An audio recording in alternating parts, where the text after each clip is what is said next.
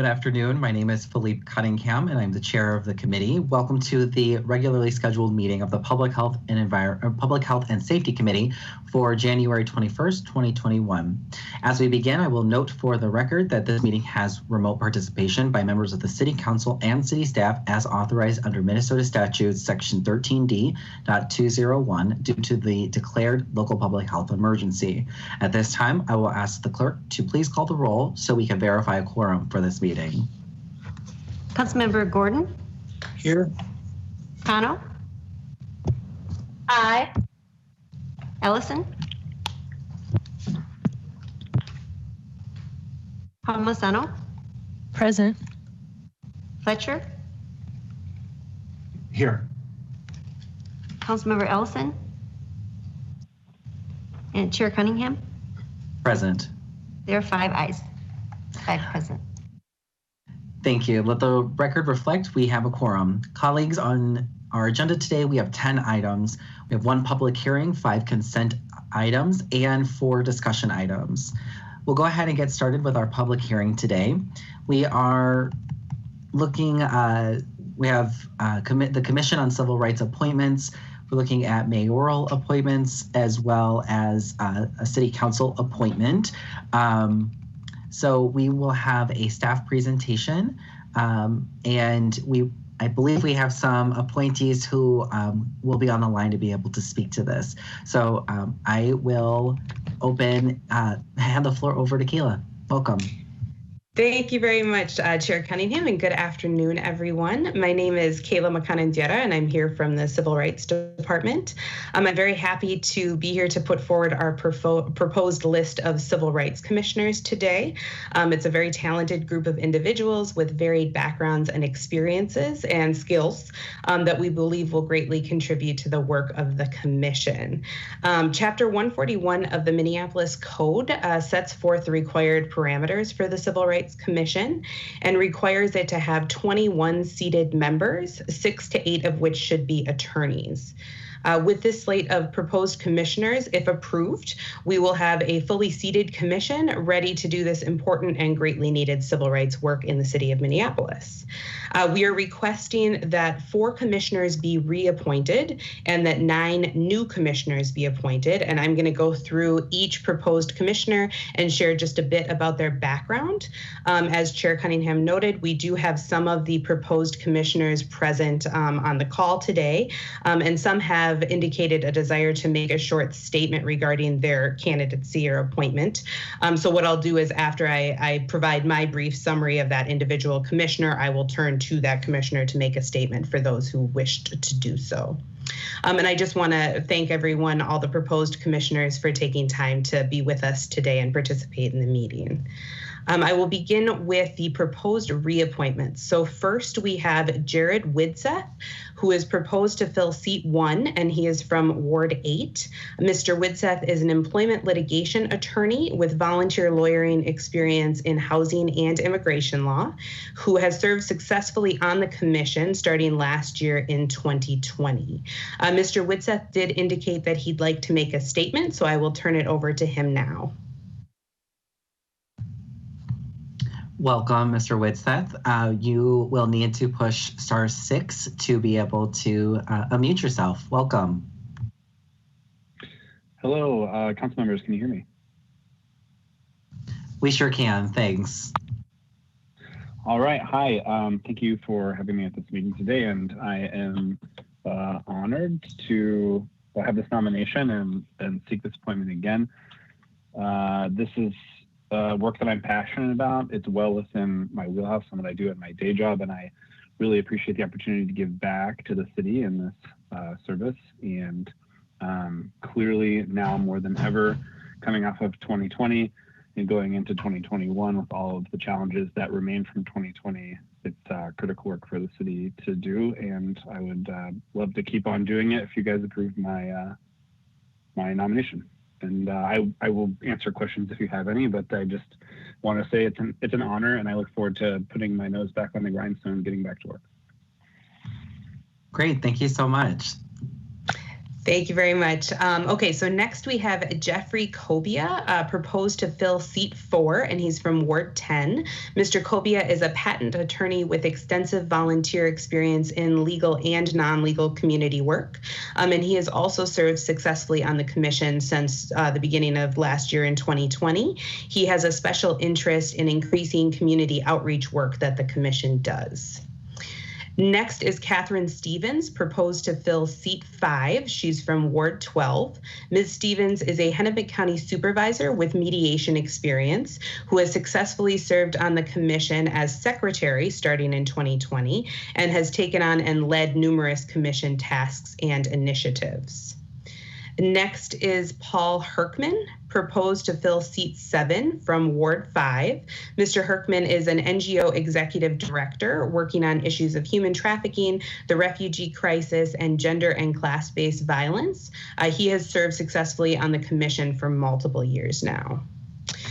Moving now to proposed new appointments for commissioners. We have Andrew Crowder, who is proposed to fill seat 2. He's from Ward 13. He's a licensed attorney with pro bono civil rights practice and an interest in educating the community about their rights and serving in a liaison role between the community and the city.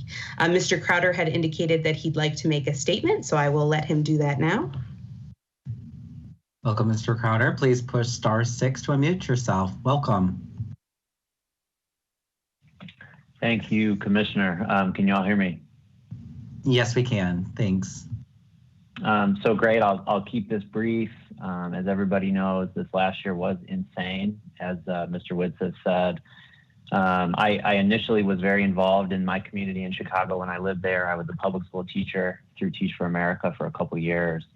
And to be frank, I'm tired of sitting on the sidelines, and my pro bono work as an attorney is satisfying and fulfilling, but it's not enough, and I'm not working as hard as I could be for the people in my community. So that's why I'm likewise honored and to be nominated, and I hope that you find that I'm someone who could push things forward and keep your work going. So glad to be here, happy to answer any questions you have, and excited to get started if you guys agree that I'm to be a good member. Thank you so much, Mr. Crowder. I also was a public school teacher in Chicago, so welcome. Glad to have you here, and thank you for your interest in being of service. Fantastic. Okay, next we have Mackenzie Colas, proposed to fill seat 3. She's from Ward 7. Ms. Colas is a Hennepin County social worker and has been highly involved in the racial equity work with the county and is interested in seeing more social workers engaged in this type of work in the community. Next is Kenneth Rance, proposed to fill seat 6, and he's from Ward 5. He serves as the Director of Development for the Northside Economic Opportunity Network, and he previously served on the Minneapolis Police Conduct Review Panel. He's interested specifically in issues surrounding police reform, public safety, and voting rights. Next is Bob Fine, proposed to fill seat 10 from Ward 13. Mr. Fine is a licensed attorney and actually previously served on the commission from 1980 to 1998. He also served on the Minneapolis Park Board for many years, and he's looking forward to bringing representation both from his ward, but also from the Jewish community and the senior community to the commission. Mr. Fine did indicate that he'd like to make a statement, so he can do so now. Good afternoon, Mr. Fine. Thank you for being here. Please push *6 to be unmuted. Welcome. Okay. Thank you, Chair Cunningham. Can you hear me? We sure can. Thanks. Okay, great. So, Chair Cunningham and council members, just a brief statement. I was on the commission for about 18 years. I enjoyed and I wrote a lot of the rules, both for contested cases and the rules and how they conduct. It was a long time ago, and I've been more renewed into civil rights, especially after taking a civil rights tour about a little over a year ago in Georgia and Alabama, which was really interesting and sort of sparked my interest about getting involved again in civil rights, in which I not only studied it, but was on the commission for a very long time. So I look forward and would ask your confirmation of the appointment. Thank you. Thank you, Mr. Fine. And thank you for your previous service, and we're grateful to have have you back. Thank you. Thanks. Next, we have Blythe Davis, proposed to fill seat 11, also from Ward 11. Ms. Davis is a real estate agent and participated in Black Votes Matter Minnesota and supports Minneapolis Parks programs. She's interested in strengthening communication between the community and law enforcement. Next is Jane Swift, proposed to fill seat 13 from Ward 10. Ms. Swift is an educator, researcher, and organizer of the Minneapolis chapter of the Sex Worker Outreach Project and did a considerable amount of work to help pass the city's new adult entertainment ordinance. She's particularly interested in promoting the rights of residents and workers. Next is Mark Stagnani, proposed to fill seat 19. He's from Ward 11. Mr. Stagnani is a licensed attorney and served previously on the Giving Committee at Thomson Reuters. He was also an early participant in Books for Africa. He's interested in serving in his attorney capacity to support the Commission's efforts to promote and protect civil rights. Mr. Stagnani had indicated he'd like to make a statement, so I will let him do that now. Welcome, Mr. Stagnani. If you, sounds like you're already unmuted. Welcome. Thank you. Thank you, committee, for considering my candidacy. I am a long-term 30-some year resident of Minneapolis. I am motivated as well to move off the sidelines and become intimately involved with the actions and governance of the city in this role. One of my special sets of skills is that I am an analytics expert and hold myself out as one. I'm able to deal with large reams of data and bring them in a non-biased light forward to help make items pop out factually. Thank you for your time, and I received my time back. Thank you. Grateful to have you here. Next, we have Victoria Folk, proposed to fill seat 20 from Ward 11. Ms. Folk is a marketing professional at Allina Health and a member of the Tangletown Neighborhood Association, and she's on its Racial Equity Task Force. She is interested in providing her perspective to the Commission as a woman of color and young professional, and is particularly interested in promoting public awareness and engagement with the Commission. Last, but certainly not least, we have Ashley Gold, proposed to fill seat 9. She's from Ward 12. She is a youth advocate and musician working with the Mobile Jazz Project, and she regularly volunteers at the George Floyd Memorial. Ms. Gold is interested in helping to eliminate discrimination and bias in the city, as well as identify community concerns and educate the public.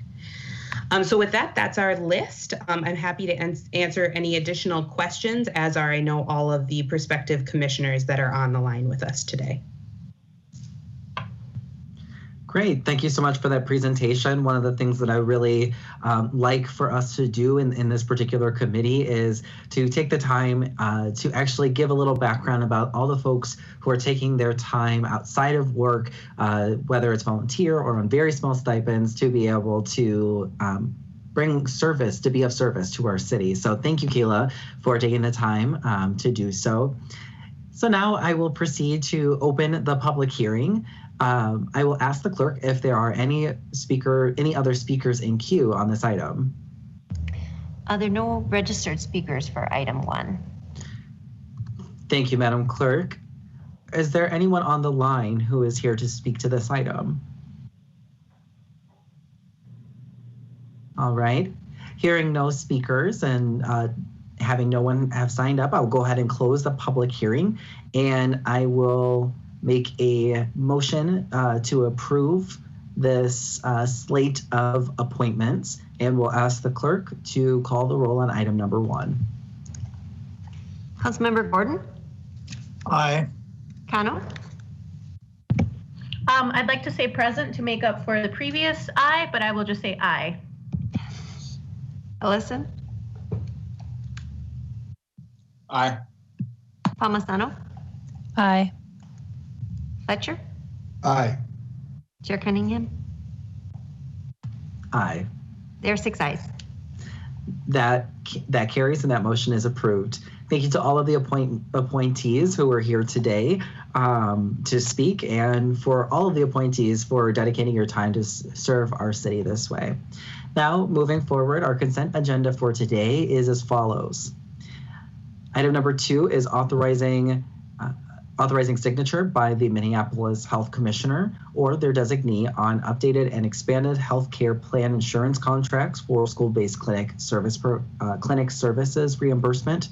Item number 3 is authorizing the Minneapolis Police Department to enter into a release of liability, hold harmless and defense and indemnification agreement with the Metropolitan Council related to ownership and maintenance of the Workforce Director System. Item number 4 is authorizing issuance of a request for proposals for violence interruption outreach services for the Office of Violence Prevention's Minneapolis Strategic Outreach Initiative. Item number 5 is referring to the Policy and Government Oversight Committee for the setting of a public hearing and ordinance amending Title II, Chapter 41 of the Minneapolis Code of Ordinances relating to administration, information governance, adding a new article entitled Facial Recognition Technology. And item number 6 is staff direction related to the creation of eliminating child-led poisoning action plan. That staff direction is written in full on the agenda. Is there any discussion on the consent agenda, or are there any items that anyone would like to pull off for further discussion?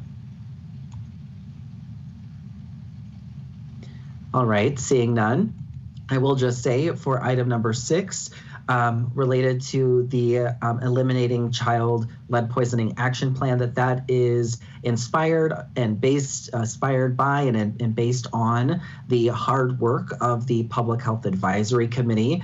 They did extensive work being able to lay out the case and particular strategies as to how we can completely eliminate new cases of lead poisoning in children in the city of Minneapolis. And so thank you to each one of the Public Health Advisory Committee members for their dedication and work, and we look forward to taking that and putting it into action. With that, and seeing no council members in queue, I'll move approval of the consent agenda, and we'll ask the clerk to please call the roll. Councilmember Gordon? Aye. Cano? Aye. Ellison? Aye. Palmisano? Aye. Fletcher? Aye. Chair Cunningham? Aye. There's 6 ayes. That carries, and the consent agenda is approved. With that, we'll move to our discussion items. Colleagues, we have 4 very critical discussion items for today that I'm excited for us to dig into.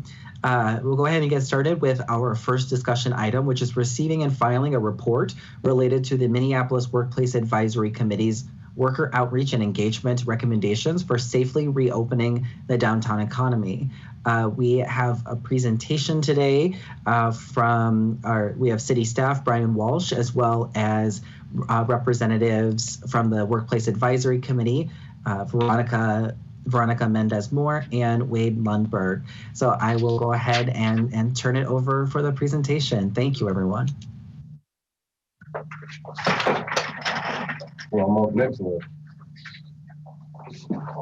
Great. Hi, I'm Veronica Mendez-Moore, and I will jump right in. Thank you, Councilmember Cunningham and the committee for hearing us out today.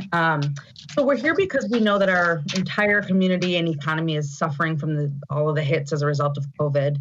We all want to get back to a place where our economy can thrive, where workers can go back to work and also go back safely so that their families can be safe and our communities can all be safe from the pandemic.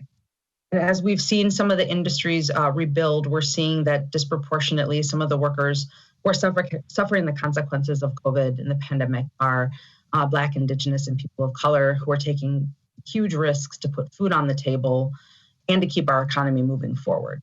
And recently, the Workplace Advisory Committee member organizations have been hearing directly from a number of workers about their experiences that we want to talk a bit about today. But what's clear in this is that we know Businesses have had a number of different sort of forums and venues in which they could talk about how to reopen and what their concerns and suggestions are. And we just think it's critically important for there to be a space for workers who are on the front line every day, who are really the experts in what they need in order to be safe, to be heard, and to be able to provide some recommendations to the city as to how we move forward.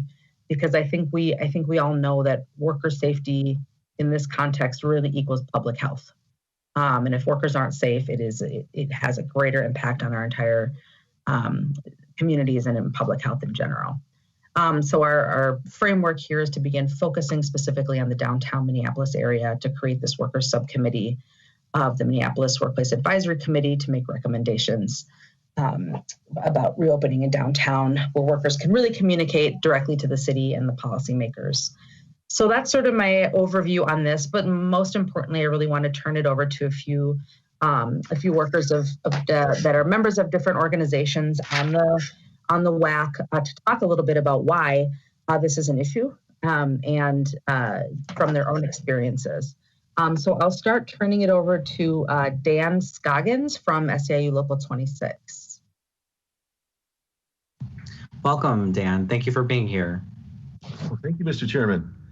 Well, Mr. Chairman and council members, I've been a security officer or manager of security for 30 years, all of this in downtown Minneapolis or St. Paul. Currently, I'm a union steward for SEIU Local 26.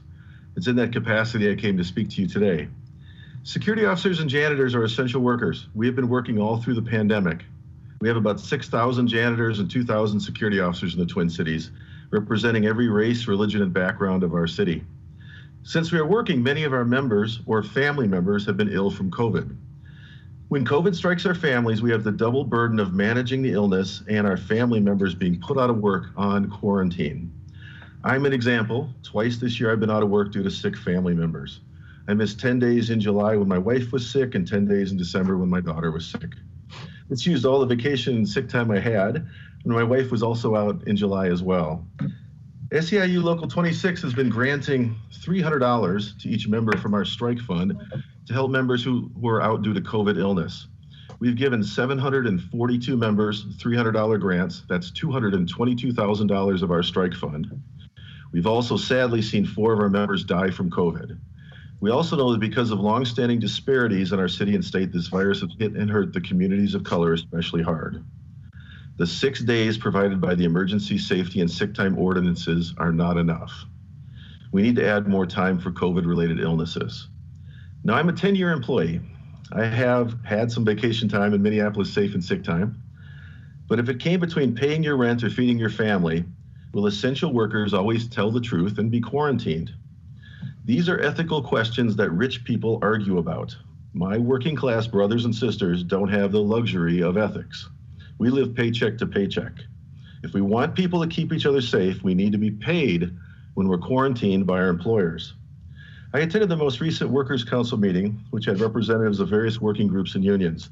We discussed the following COVID safety issues: an emergency extension of the safe and sick time for 2 more weeks for COVID, right to recall to your old job after layoff, right to stay home if you're not safe at work, right to refuse unsafe work, strong enforcement of the current safety expectations, and maybe reimbursement from employers for the cost of the mandatory PPE we're all paying for.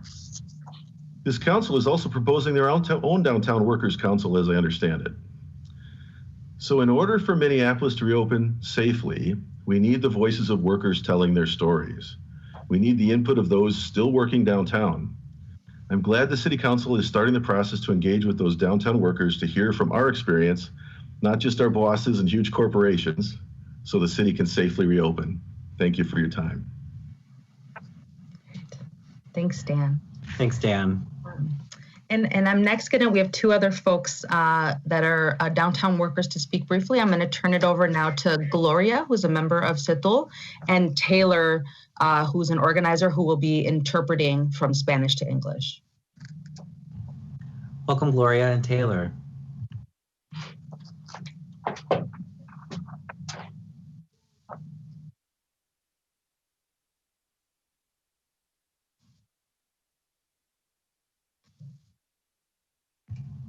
Do we have them on the line?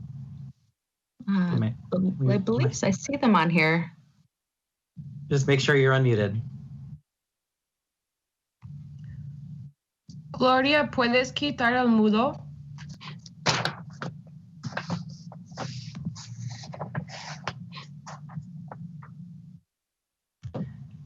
Taylor, you are muted still, just so you know.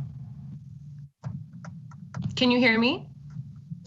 Yes, we can. Yeah. Welcome. Thank you. We're just waiting for Gloria to unmute. *6.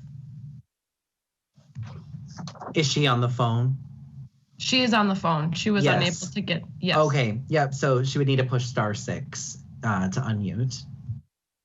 Okay, Gloria, go ahead.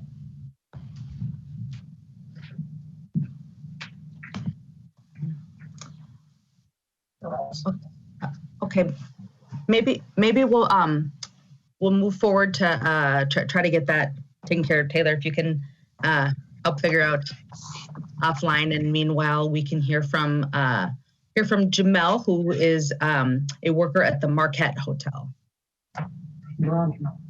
Oh, welcome. Good day. My name is Jamel Thomas. Working at the Marquette Hotel is my livelihood, my survival plan. Rain, sleet, snow, nothing could stop me from going to this job. Every day, on point, every morning, never late, always early. I miss the place. I'm not going to lie. Sometimes driving home from taking care of errands and doing things for my family, I go out of my way just to drive past the hotel to see how things is looking over there. The curtains are closed, and I just shake my head thinking, man, that's 17 years of my life. And I would like to continue my life at the Marquette Hotel because that helped me keep stable and pay the bills and take care of my grandkids and all of that good stuff. It's none of our faults that the COVID-19 had happened, and it would feel like a knife in my back if the company gave my job to someone else.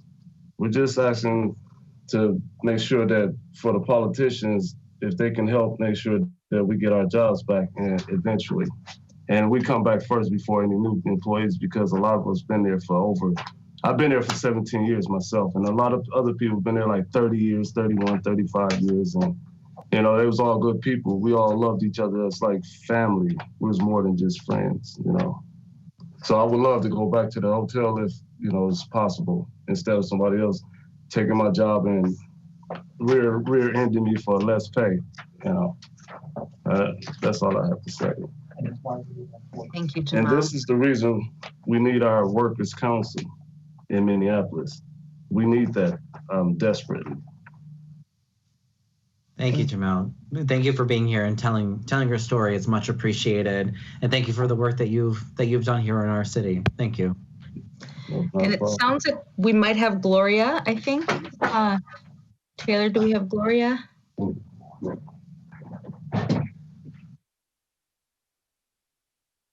Okay, I just saw she was unmuted, but now it looks like she's muted again. Gloria, ¿puedes quitarlo otra vez?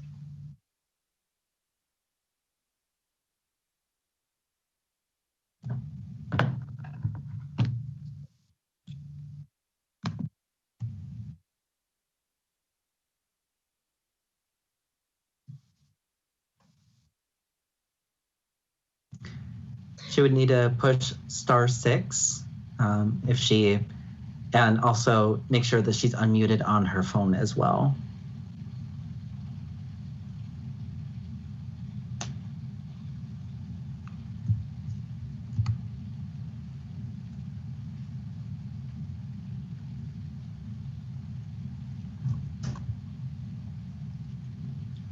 Hola.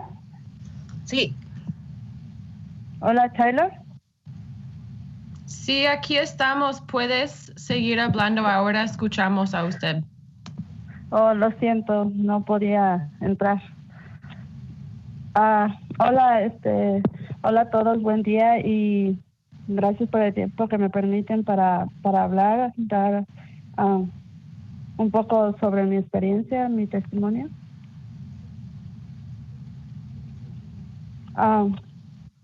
Taylor, are you interpreting? I was going to wait until the end to make it easier to not have to stop and start, but my name is Gloria. Sorry, I've had some difficulties. Good afternoon, everyone. Thank you for the opportunity to be here today. And I'm going to talk a little bit about my experience and my story. Yo trabajaba en el downtown, en un restaurante para el downtown. Y bueno, todo por el COVID, pues perdí mi trabajo por lo de la pandemia. So I work in downtown. I work in a restaurant downtown, and because of COVID and because of the pandemic, I've lost my job. Ahora pues el restaurante ya está definitivamente cerrado. Eran 2 restaurantes del dueño y definitivamente cerraron. Y bueno, lo que yo he estado esperando de ellos, del dueño, que me dé mi hoja para hacer mis taxas del año pasado, porque no he podido hacer mis taxas y se las he pedido, pero no me la han dado. De igual manera, no me pagaron 35 horas de enfermedad. Y bueno.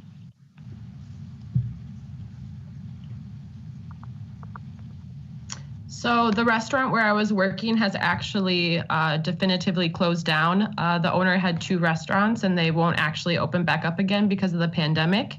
However, what I'd been waiting for from them, from the boss, was my W-2 for my taxes from last year and from this year. I haven't been able to do my taxes even from last year. I've asked them and they still have not provided that to me. And also I have 35 hours of earned sick and safe time that I have been unable to be paid for. Y bueno, pues la verdad que pues ha sido muy difícil todo este tiempo porque no he podido encontrar un trabajo estable. Todos los trabajos, bueno, he trabajado, pero no son estables esos trabajos y pues me ha perjudicado mucho todo esto. Yo creo que a todos en general nos ha perjudicado lo del COVID.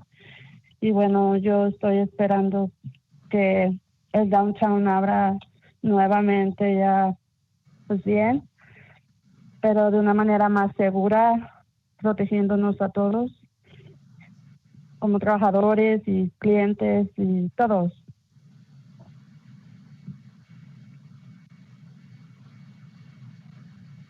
You know, the truth is this has been a very difficult time. I haven't been able to find a stable job. I've worked several different jobs, but nothing with stability.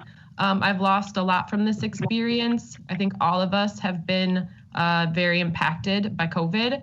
I do hope that downtown opens back up, and I hope that it opens up in a more safe, more secure way that protects all of us as workers, as clients, as customers, all of us.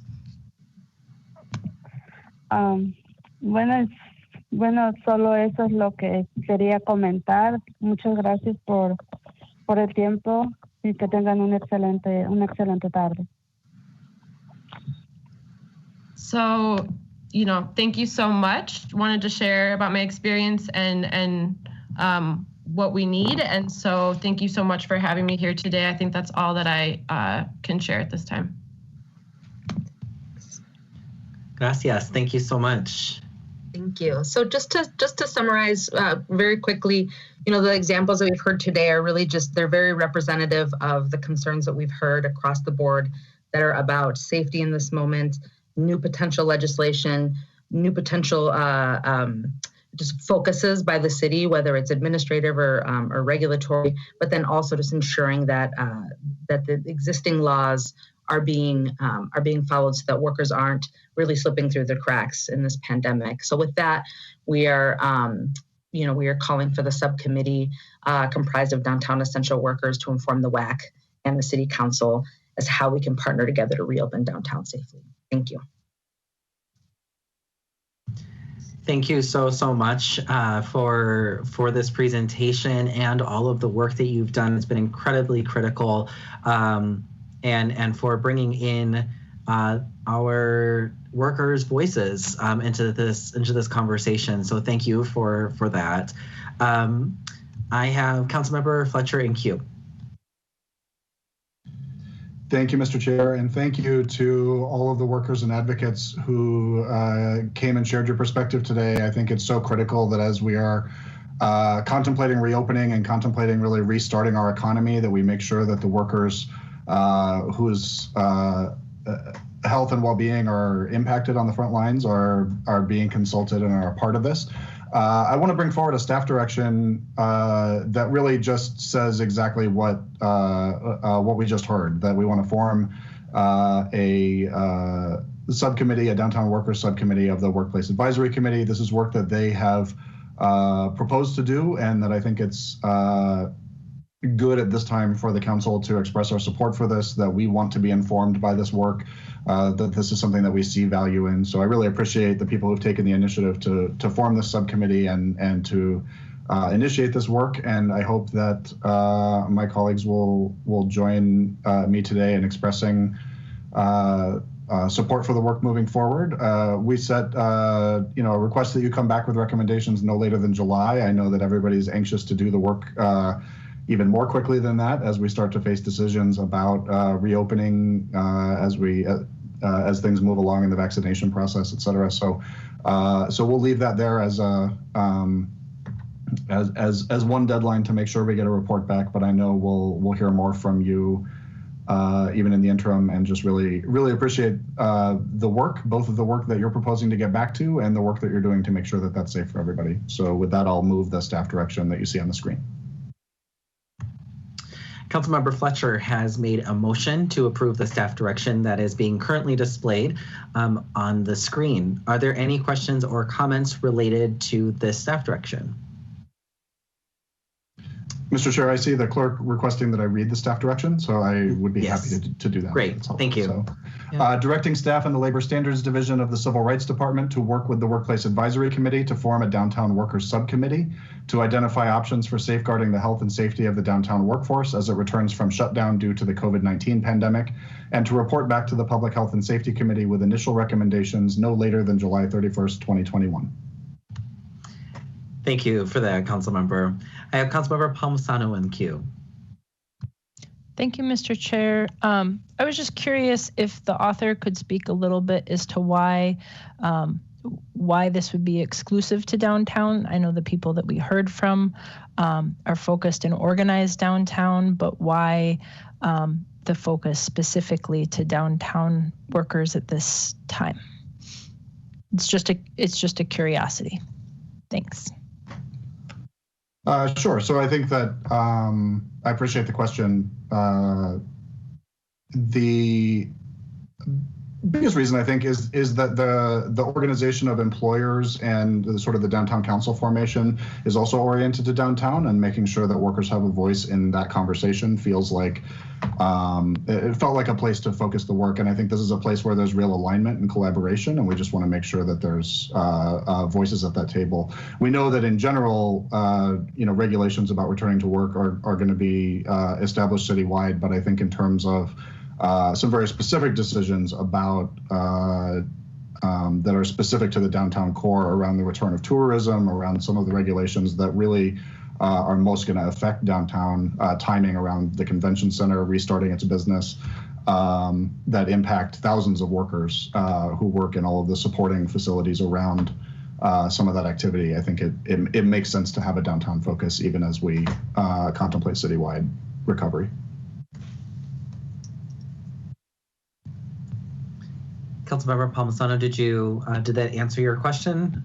Yeah, it wasn't really a direct question. It was asking him to speak more about why we focus on downtown. I understand there's how many hospitality workers that are predominantly downtown are out of work right now. And I just wanted to better understand some of the thoughts and efforts that will go into this. Thanks.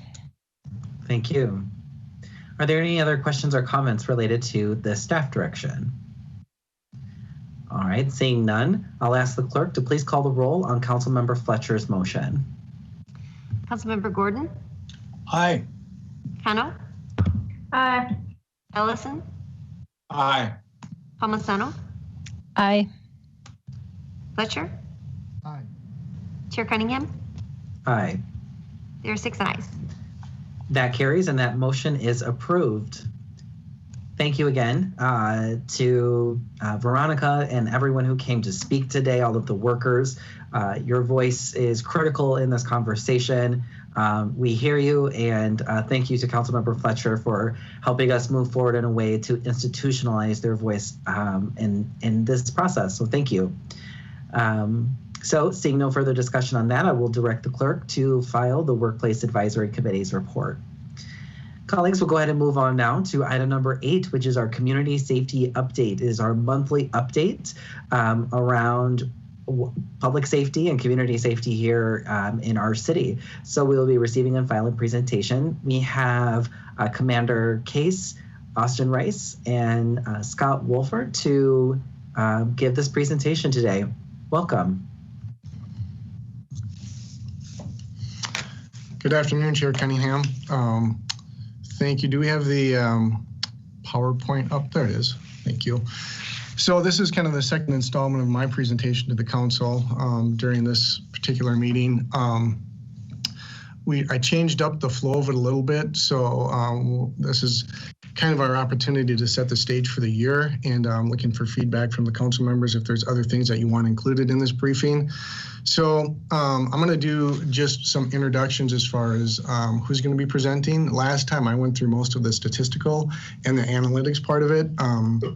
This time what I'm going to do is have Scott Wolford and Austin Rice do that part of it. There'll be some discussion, and then I'll, obviously still be here and then answer questions and any type of follow-up that needs to be done. I'm not sure where the PowerPoint went to. There it is. So if you could just go ahead and flip to the next slide. So I already took care of introductions, I guess, as far as naming. Scott and Austin both work for me in the strategic analysis unit, and they are subject matter experts in the realm of data and specifically crime or reported crime in the city of Minneapolis. So I defer to them on most things data related daily. And so I felt it was really important that we give them their voice to speak to their work.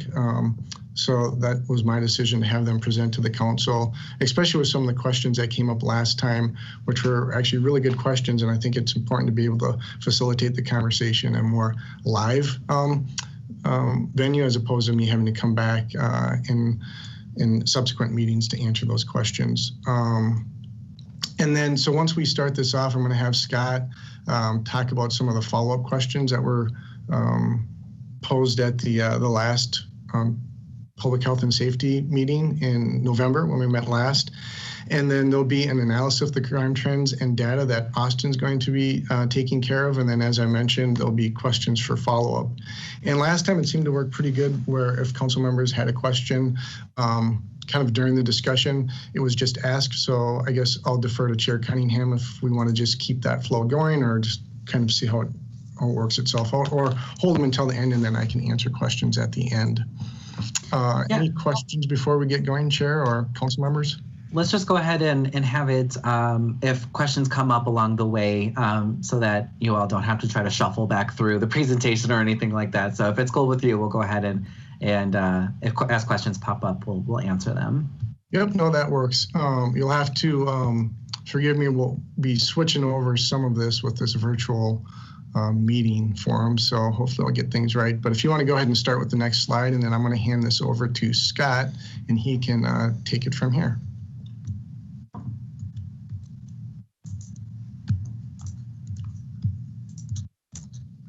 Yes, so 2 questions were posed last time, and since it's been a little while, I'll go through what the questions were, and then what we have on the screen are the answers. And so the first question was asked, how many gunshot wound victims list their address to Minneapolis? And so looking back through, we did confirm that in 2020, 62% of gunshot wound victims, fatal and non-fatal, reported residing in the city of Minneapolis.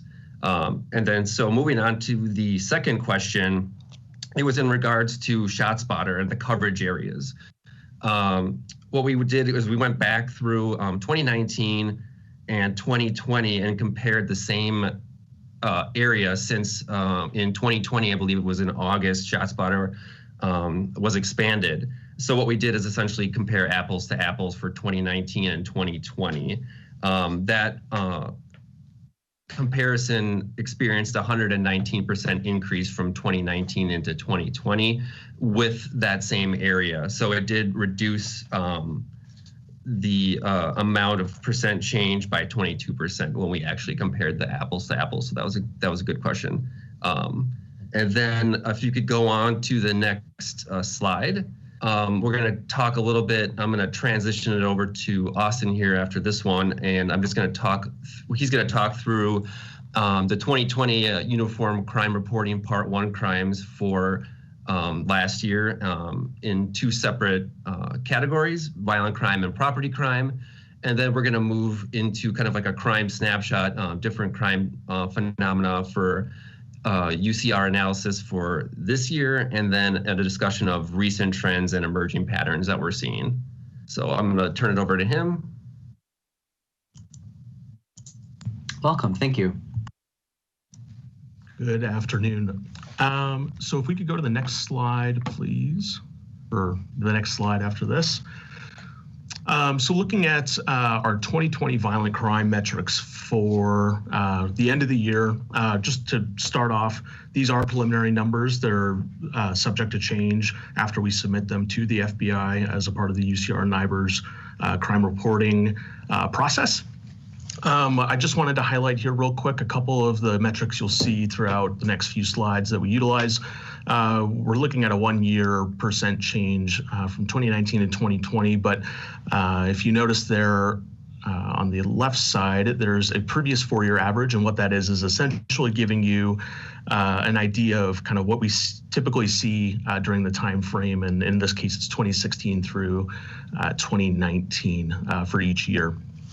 And then also domestic aggravated assault is a subcategory of aggravated assault. So just keep that in mind as we go through. But just to review, homicides were up 70.8%, rape down 21%, robberies, which include various categories, which we'll get into in detail a little bit later, was up overall 46.6%, aggravated assault 23.5%, domestic aggravated assault, which again is a subset, down 7.7%. One of the key takeaways here is that we actually saw a decrease in the proportionality of domestic aggravated assaults from that aggravated assault general overview or category. So basically meaning a lesser proportion of our aggravated assaults were domestic related in 2020.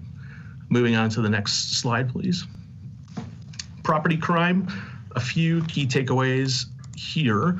Burglary up 18.4%. Of course, this saw a very sharp increase during the civil unrest over the summer, with reported business burglaries spiking in a very short time frame. And then we continue to maintain an elevated level throughout the end of the year. Larceny is down 9.9%. There is a caveat to that category, though. We'll get into it. Just similar to robberies, there are subcategories within that vary pretty greatly, which we'll cover in a few slides. But theft for motor vehicle is one of those subcategories, up 25.3%. Auto theft up 35.9%. And arson, again, impacted by the civil unrest over the summer, up 69.5% year over year. Next slide, please. And the next slide. Looking at our sort of snapshot for the first 18 days of the year. We chose the 18th just as that's the most recent day in which we had the most finalized reports, no reports pending approval or anything like that. So highest accuracy date that we could get to and as close to real time as possible. Homicide, we are up one homicide, 2 versus 1, so it wasn't really applicable or statistically fair to put a percent change on that. Rape is up 22.7% to start off the year. Robberies up 59.7%, continuing the elevated rates we saw towards the end of last year. Aggravated assault down slightly, 3.6%, and domestics down 31.8%. Next slide, please. Going to property crime, burglary, we're seeing a 9.6% decrease versus the same time last year. Larceny down 34%, as we'll talk about here later, very likely due to the downturn in economic activity and businesses being open, limited hours, so on and so forth. Theft from motor vehicle being a subset of that greater category, down 18.5%, and auto theft down very slightly, 5.8%. Arson up 350%, but I did want to note arson can be anything from a vehicle to a building to a trash can that's intentionally set on fire. So just keep that in mind as we go throughout this year's crime metrics. Next slide, please. And I will actually turn it over to Scott again to touch on some of the violent crime specifics.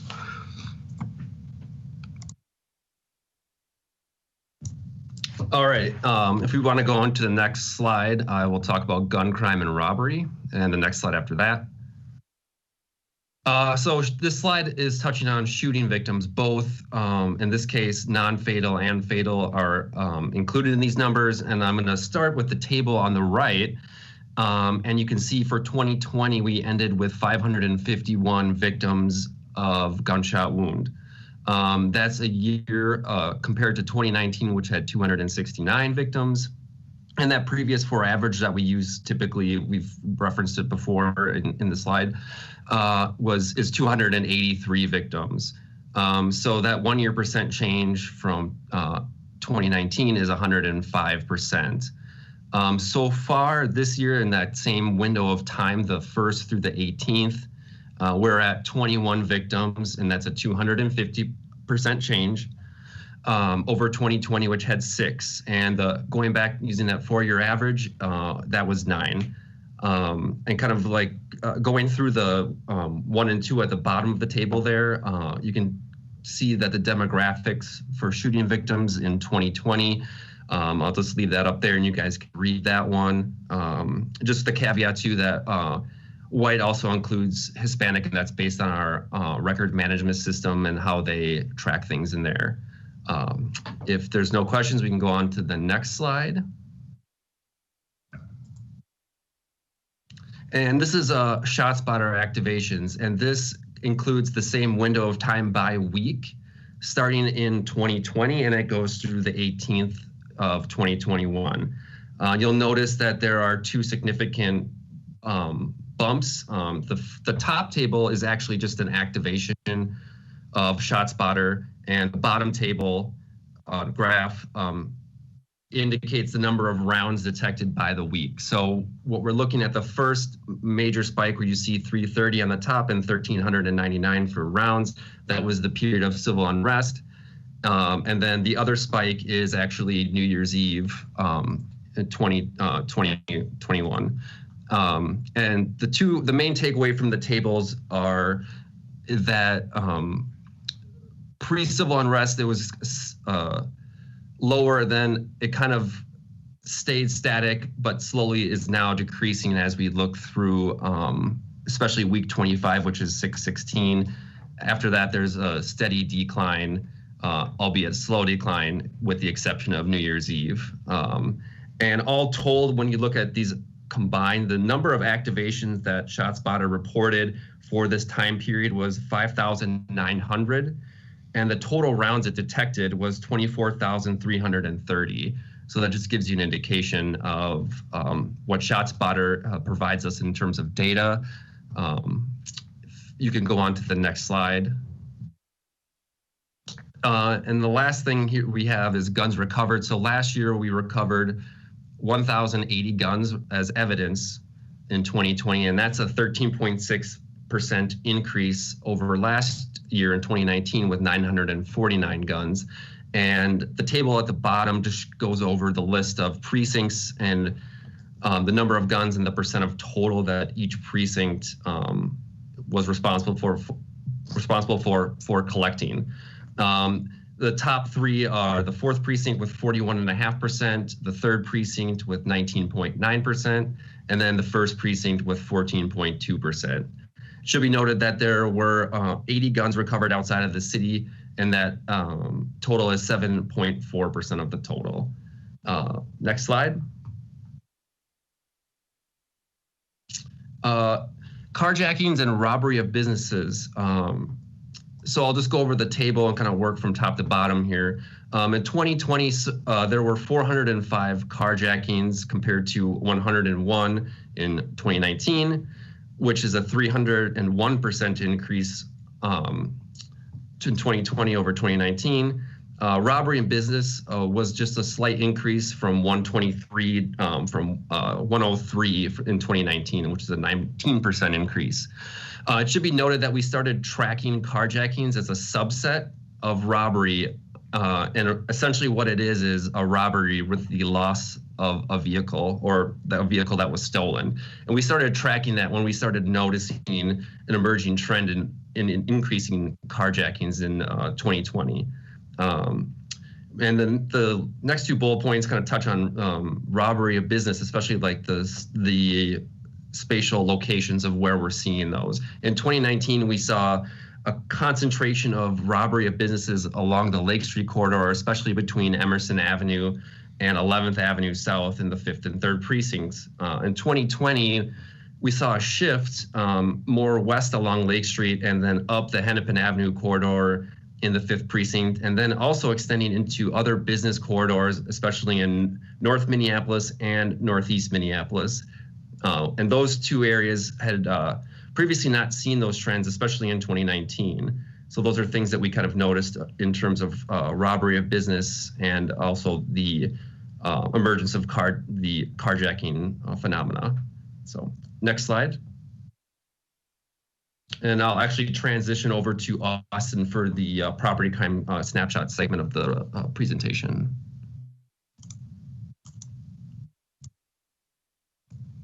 All right. So looking at larceny, I mentioned earlier that larceny has a lot of subcategories within it. So it's really complicated to just look at the overall category of larceny to decipher up versus down year over year.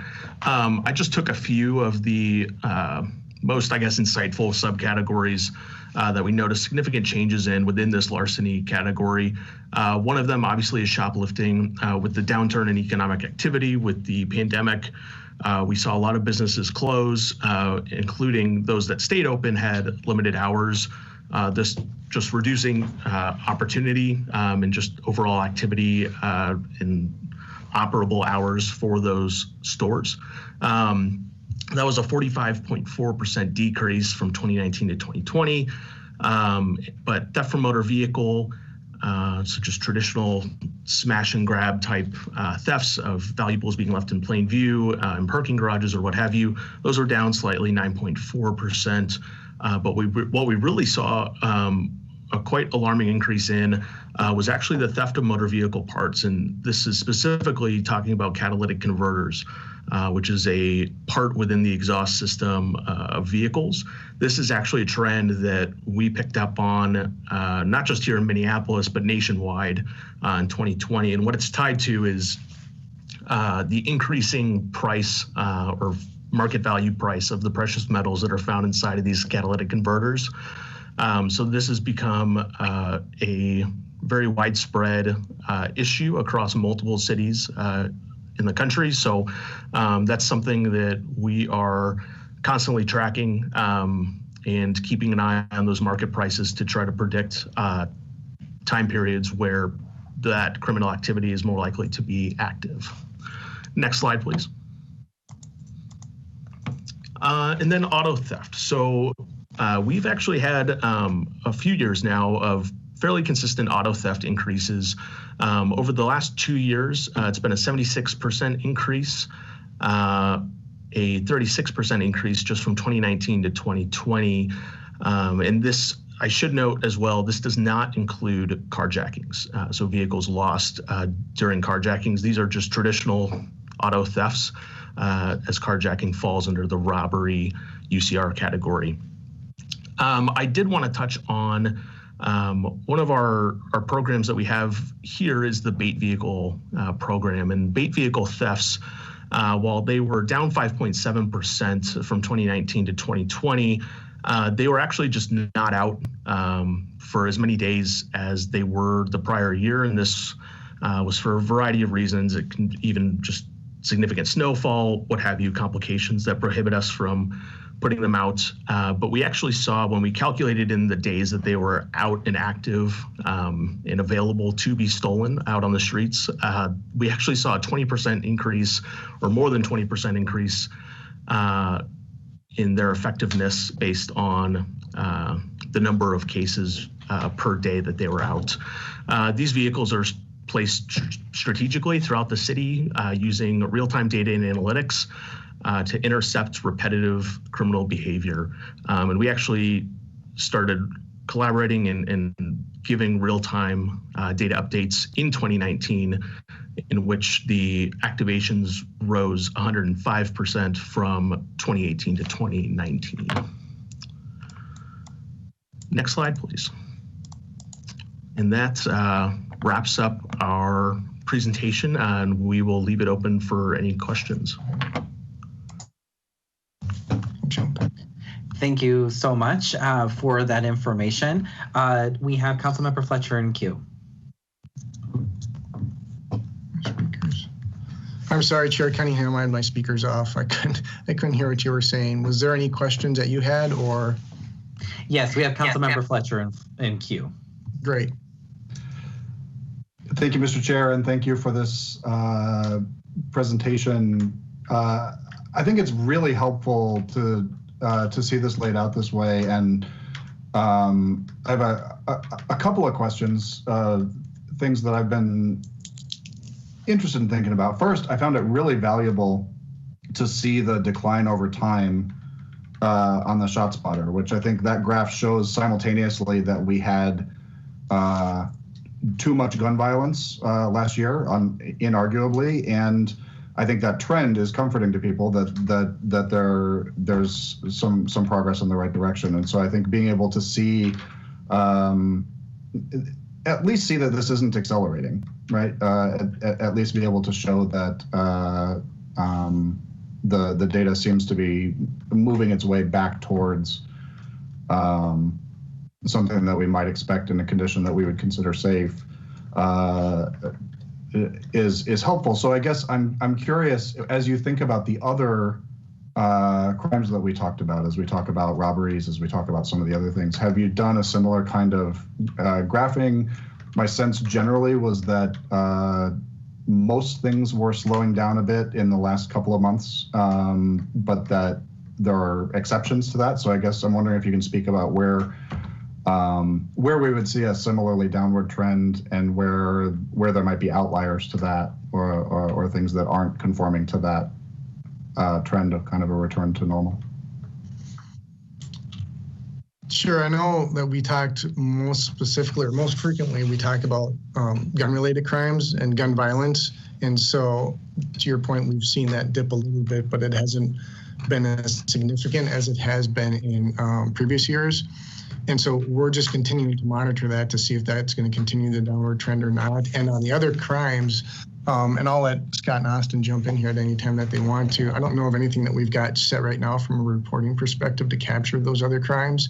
But on the ones as we see as outliers, like carjackings, for example, we're definitely continuing to track that and look to see if the types of strategies that we've been using to impact the occurrence of carjackings, if those are having any type of effect, or what are the outcomes of those. And I guess as long as I'm on that point, I'll just kind of mention some of the stuff that we're doing from an outcomes perspective.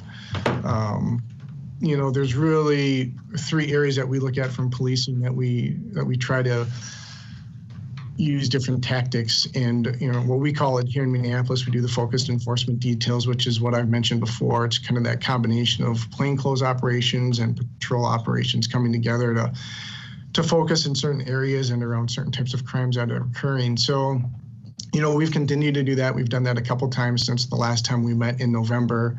One of the other strategies that we continue to do and try to improve on is our case management and the metrics around that. So making sure that our case investigations are solid, that we're collaborating with our other law enforcement partners, and most importantly, the prosecuting agencies, whether that's the U.S. Attorney's Office or the county or our city attorney office. And then any of the specific initiatives that we do from time to time. Austin mentioned one of them is the bait vehicle program. So he's really been instrumental over the past year working with our patrol officers assigned to that, Officer DuPaul, to really use data to help drive where we put specific bait vehicles. So, we continue to do that. And just as an example, I know there's been questions from a couple different council members on what has happened on some of these enforcement details. So I can just recap that right now, and then if there's questions on that, and then of course, Councilmember Fletcher, if you have some follow-up on your other question. But so since our last meeting, we've done 2 focused enforcement details. The most significant one was December 9th through the 11th, and that really focused around the carjacking trend. And it used a whole host of different law enforcement partners. And some of the just general outcomes that came of that, there was 32 people had been arrested and booked into jail. Out of those 32, there's 3 people that remain in custody, and then 9 additional people have been charged. However, they've been released while their cases are being adjudicated. And then several during that day had also received some type of a citation. Some of the types of crimes that were charged out in relation to that particular enforcement detail were aggravated robbery, narcotics, possession of firearms, and outstanding warrants for arrest that they had from previous cases. One of the things that we're going to try to do a better job of providing information on is tracking case outcomes. So where do they stand now? And so specifically related to carjackings, from July 1st through basically the end of the year, December 28th. As far as adults are concerned, there have been 17 individuals charged with carjacking or robbery related to a carjacking. There's been 5 that have been declined for a total of 22 adult cases. Now, these change a little bit, one that may have been declined before, maybe there's new evidence that's been, uncovered or submitted where they can then charge that out. But that's kind of a snapshot of where things are at from the adult perspective. On the juvenile side, which was really the trend of carjacking, that the people that we saw that were really driving this trend, there have been 38 juveniles charged since July 1st in connection with carjackings. 3 of those were deferred. 5 have been declined for a total of 46. So, I kind of give that as just a general overview of some of the things that we track from an outcomes perspective. So I guess I went on there a little bit long, so my apologies, but did that answer your questions? And are there follow-up questions from any of the other council members or yourself? It did partially answer the question. I think the one thing that I would ask is if I just emphasize that trend data is helpful. That sometimes, especially when we're seeing a year-to-date number, where there were some big spikes that really drove the number for the year, that can create some ambiguity about what narrative people should be thinking about in terms of what's happening in their own neighborhood. Are things accelerating or declining? Is there a trend? So I'm just noting that I appreciated that format and I appreciated the perspective over time from that graph. And so if in future presentations there's an opportunity to include that kind of timeline-based perspective, I think that was really helpful. The other thing that I would maybe just ask for your insight on is the the thing that I think everybody's trying to figure out, and I'd be curious to hear what your perspective is on the question of how much of this is driven by sort of changing social dynamics during COVID. And I think specifically kind of what I mean is, when you look at the total part 1, year to date, it was something like a 6% increase, which is both not good because we never want that number to go up, but also not a sort of terrifying headline-making number, right? But then within that broader Part 1 category, as you noted in this presentation, there are some categories that really jumped dramatically. There's obviously part of the story of the year was a significant uptick in gun violence. I think also part of the story of the year was some shifts where if someone's going to commit a theft, they're making different choices that might get categorized differently because there's a different pattern of who's available to rob, right? There's a different pattern of things that might have happened in the downtown entertainment district that might have been categorized as a larceny, which is a category that's way down, grabbing someone's wallet off the table while they're, sitting out at a patio, which was something that was happening a lot last year. And so we're seeing that category go down and people making either more dangerous choices or choices that get categorized differently as they're shifting to different neighborhoods and different patterns of how they're engaging in that activity. And so I guess I'm curious how much of that feels like it's driven by social distancing and COVID and changes in business patterns and social patterns that might actually kind of return as people return to more normal social patterns, and how much of that feels like kind of real changes in trends or changes in types of crimes that have a different sort of source. And I know that that's all kind of speculation, but I'd be curious to hear how you all are talking about it or thinking about it in relationship to that data. Yeah, I know from my perspective, and Scott and Austin obviously can weigh in here, but it's undeniable, I think, that the civil unrest played a part in a lot of the increase as far as the gun violence. The specific variables that are around that are probably up for debate and will long be, analyzed. And I think that overlaid with this pandemic that we're in has made the scenario very complicated to dissect and in short order come away with any real known reasons as to why this is occurring. I do think that as we see a change into a more normalcy, back to way things perhaps were from a business perspective, that some of those types of crimes are going to change, right? That's just going to be a natural ebb and flow. But I'll, kind of nod to Scott and Austin here if you guys have anything that you want to add in. All right. Yeah. All right. Sorry about that. I would like to chime in, and you pose a great question, and it's I guess it's worth noting, and Commander Case really kind of noted on it, is we do to make the assumption or to guess of kind of maybe the change in criminal behavior about things you talked about of what would traditionally be a larceny and is now graduated to be a robbery just based on opportunities. We kind of need that baseline to compare and see how it changes back to normalcy.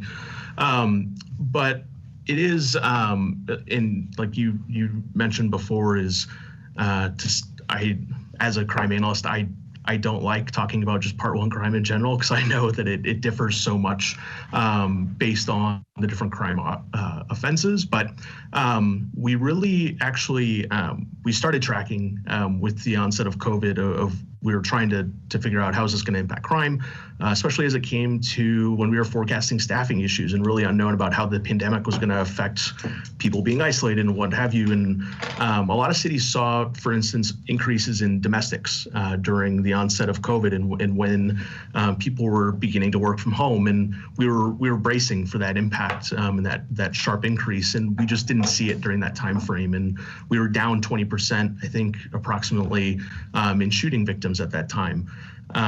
But we really didn't see the transitional sharp increase in gun violence until that first week in June, in the onset of civil unrest, including the shots fired and more specifically the carjackings really didn't take off until about August, I want to say, as well. So when we look at kind of the impact of COVID this is something that criminologists are going to study for years down the road, and there's going to be a lot of discussion about that. But basically, this is my long-winded way of just saying we're going to have to see, we're going to evaluate this in the coming months and years, but we're on it.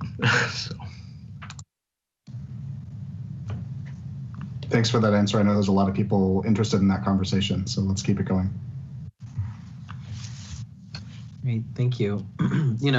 I'll just add, to the criminological perspective is like, how much of it, the spike that we saw is like due to legal cynicism and, folks, the questioning of legitimacy. And then, it like COVID, like all these layers and layers that we saw a change in behavior as a result. So I too am interested in being able to understand kind of the behavioral changes and the triggers of those.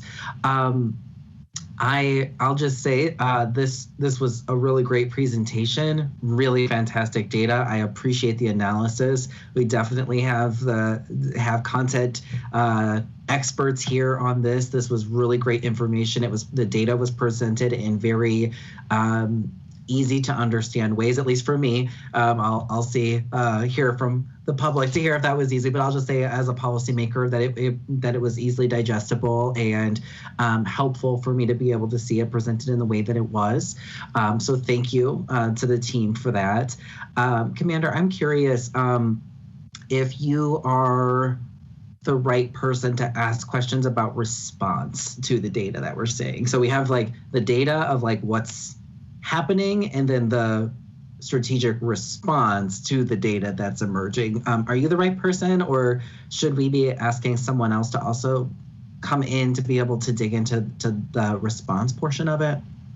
Sure. No, I think I'm the right person. I think there's different parts in the department. Obviously, there's patrol operations, there's investigations, and I think I'm at least a good liaison for that conversation to take place.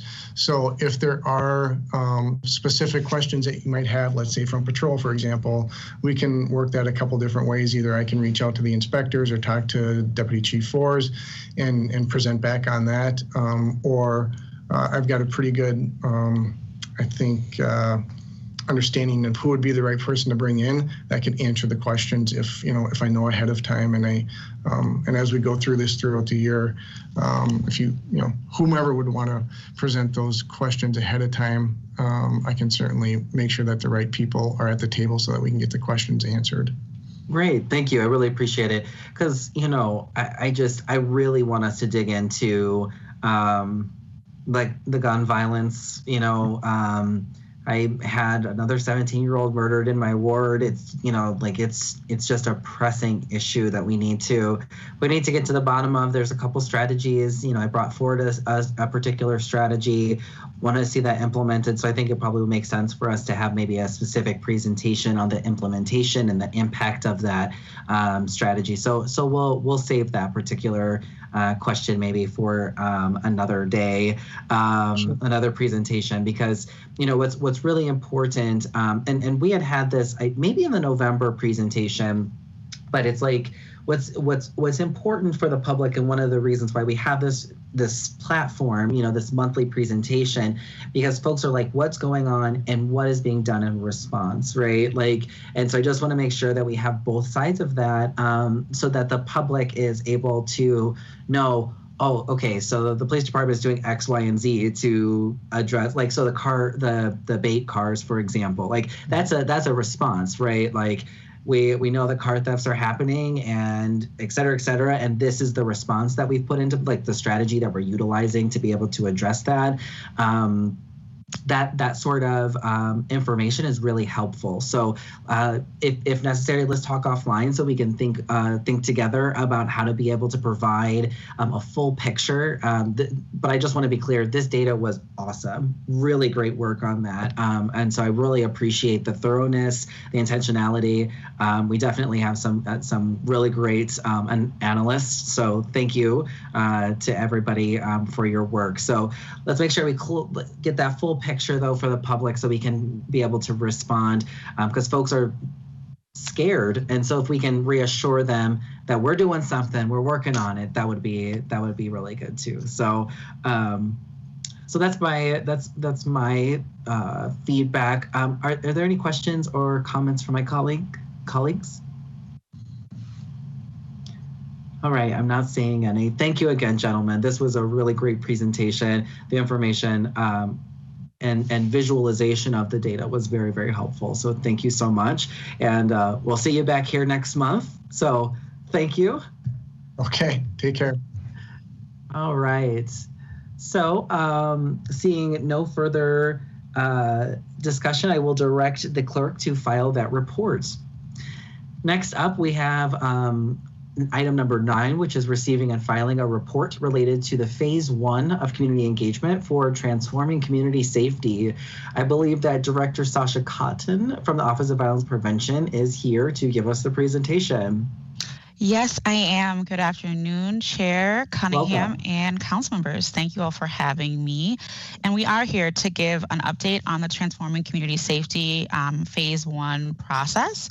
And I just feel compelled before I jump in to share a little bit about some feedback that we received. The Office of Violence Prevention is a part of a national network of offices of violence prevention across the country, and I just recently provided them with an update about where we are on this project, and it was really illuminating to get the feedback from some of my colleagues across the country who are doing same and similar work. And I think it's just always really important to remind ourselves that all eyes really are on Minneapolis as it pertains to the idea of reimagining public safety, and that, you know, this work is it's so important, not just because it's important as a system and as a city to be doing this, but really because we are focused on lives that have been lost and lives that have been traumatized. And so it was just grounding for me in the process, and I thought that I would share that, and I hope that the spirit of that is in this presentation. So eyes are on us, and I hope that we are ready and up for the challenge. I certainly feel like the team that I've had the pleasure of working with thus far on this process has been, and that includes many of the council members who have been so helpful, as well as our mayor's office. So I will go into slide 1, please. So just to refresh ourselves in where we are in the process and how this has been set up, the process is centered on developing a new model for community safety by focusing on 3 key areas that we call our pillars. The first pillar is focused on prevention, and that's breaking cycles of violence before they begin. This work is led by the Office of Violence Prevention and includes intervention programs, funding to build capacity for community organizations, as well as developing shared goals around violence-free communities. Our alternatives work is developing emergency service response that don't require a police response. That work is led by the Office of Performance and Innovation, and this work includes engaging community to analyze data for opportunities and to test new ideas for alternatives to police response. And our third pillar is reform. And this is focused on police reform and police policy changes. This work includes some national experts that we've convened with, as well as really looking at ways to improve our police interactions with community. Next slide, please. This update is a preliminary report on just the first phase of our process. So I just want to make sure that people are aware and grounded in the fact that this is a 4-phased plan, and this update will just focus on phase 1. Phase 1 ran from around mid-October through the end of December, and really focused on gathering input on current models of community safety and opportunities for change, as well as high-level vision and ideas for a new model. We are in phase 2 right now, where we are reviewing and looking at additional input on the themes and goals that we gathered in phase 1 and doing a deeper dive into some more specific ideas that will inform our recommendations. Phase 3, which will be coming here in the spring, will really focus on gathering feedback on drafted recommendations. And then phase 4 will focus on refinement of those finalized recommendations. All of this will be informed by community engagement, and so that will be a pull through throughout the entire process. The findings in the first phase do not represent anything final. We want to be really clear that this is just really an update for both the council and the public. They are valuable building blocks for further research, engagement, and the development of future ideas. The opportunity to provide input has not passed. There will continue to be additional opportunities to engage throughout the first half of 2021, and we'll talk a little bit more about that later in the presentation. Next slide, please. So we'll jump into methods for the first phase. Next slide, please. So we have been using a mixed method approach. Engagement has included 5 different engagement opportunities, and those are the survey that has been out on the web and continues to be up and available for people to fill out, our stakeholder interviews, policymaker interviews, engagement sessions, and research. Using a mix of different methods is particularly helpful because it gives participants different ways to chime in and talk about their experiences. We're capturing different perspectives, and when taken into account together, it allows for a more complete picture of the situation we're facing. It also helps us to identify consistent themes across the diversity of our city and the communities within it. Next slide, please. So method 1 was our survey. It captures input on the current models of public safety. It captures opportunities for change, gathered ideas that can be incorporated into future models for further exploration. And it should be noted that given the current pandemic conditions, we know that surveys sometimes feel cumbersome to people, but this was one entry point that we felt like we could put together quickly for people to begin to give input, recognizing that it should not and is not the only way that we're gathering information. The development process for our survey was led by the health department, including our research and evaluation team. Our research and evaluation team includes epidemiologists who oversaw the creation of the survey.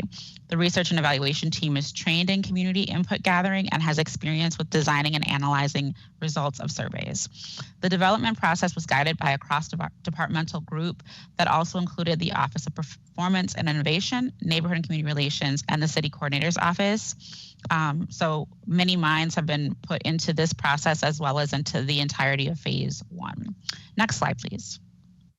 Continuing on the survey, the implementation process is that we launched the survey at the very end of October, so October 30th. Responses submitted through December 18th are considered in this particular update. Communication and outreach efforts really included a wide range of trying to push the information out there through social media, as well as on the city's radio programs, the web, newsletters, a large gamut of ways that we tried to push this out and get it out to the public quickly. This tool was available in English, Spanish, Hmong, Somali, and Oromo.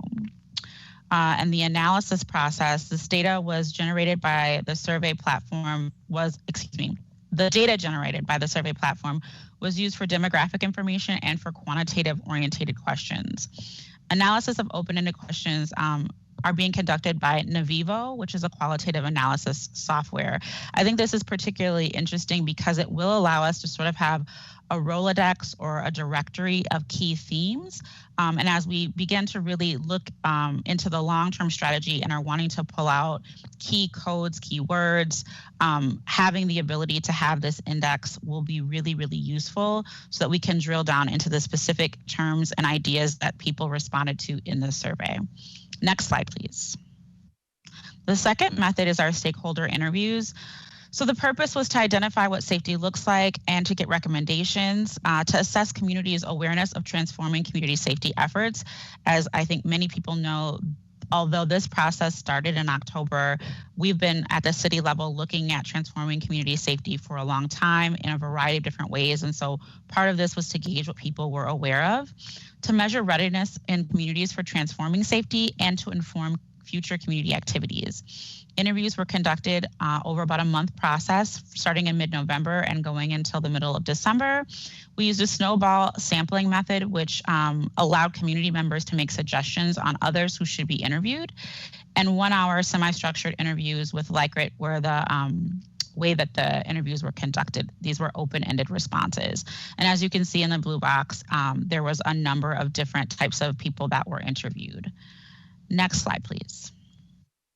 We also conducted, I should say we have consultants who were interviewing policymakers and getting information from our policy leads in the city. This was done to capture and incorporate information from the significant amount of engagement that we know policymakers have been doing independently with residents since George Floyd was killed on May 25th, 2020. The process used was that interviews were conducted with the mayor and city council members. Interviews were guided by the following questions.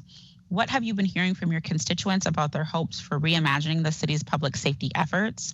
Have your constituents shared specific ideas around opportunities for change? And have your constituents shared any specific programs or strategies for how to improve services? Next slide, please. The fourth method was engagement sessions. The purpose here is to provide a baseline of contextual information on existing efforts, statutory requirements, and best practices. We conducted initial engagement to capture input on the current models of community safety, opportunities for change, and ideas to be included in a new model. And the process was led by our neighborhood and community relations, specifically their culturally specific forward and identify these resources, as well as our national experts that we've already been working with across the 3 pillars. So researchers and research assistants reviewed scientific literature, media, and public websites to identify public health and violence prevention alternatives. The team classified these programs into model types and captured model structures. They have also considered evaluation of programs when they've been available, and the team has also captured illustrative information on jurisdictions that have announced intent to implement alternative models in the months since George Floyd was killed. Next slide, please. So we're going to move into our survey results in the next segment of this presentation. I apologize, this is dense information, but we do want to make sure that we're sharing it to the best of our ability here, both with the public and the council. Next slide, please. So survey response rate and demographic. There were 9,559 surveys that were completed at least with one valid response. Of those, 57% of them, so 5,478 respondents, completed at least most of the survey. 95% of those completing at least most of the survey reported being a Minneapolis resident. And unfortunately, BIPOC respondents were underrepresented and white respondents were overrepresented in the survey data. Given the responses and completion rates and the fact that certain communities are under or overrepresented, conclusions or decisions should not be based on this survey information alone. You can see in the blue box off to the side, a breakdown of the percentages of respondents based on ward. There is definitely some variance, but we did get respondents from each of the wards. Next slide, please. So survey themes, we tried to break this out into some categories. So ideas around public health and prevention strategies. What we heard frequently mentioned were action and change are needed, safety and accountability, decreased crime and an increased investment in violence prevention, especially with a focus on mental health and anti-poverty strategies, equity and justice. Some of the underlying tensions are that some residents want more police and some residents want less police. And things that we should take into consideration are that crime prevention and investments in social programs should not be considered a zero-sum or mutually exclusive topic. And I think we've heard that throughout the course of our gathering of information, but certainly we've heard that through the budgeting process as well. Next slide, please. Survey themes, so concerns around transforming community safety. We heard a great deal about carjackings, city council members, city leaders, crime rates increasing. Of course, the term defund the police came up, equitable treatment, funding for alternative responses, lack of real transformation, polarization and divisive attitudes, police unions, police force, police department, population-specific experiences and needs, resistance to change, and violent crime in general. So these are some of the themes that came out of concerns around transforming community safety. Next slide, please. Survey themes around ideas for public health prevention. We heard a lot about core social services, things like affordable housing, mental health services, youth programs, gun violence prevention, domestic violence programs, and sex work programs. Who should be involved? Community members, social workers, mental health professionals, public health professionals, public schools, and other things that we should be taking into consideration at the city level that came up were training, resources, and the impacts of poverty. Next slide, please.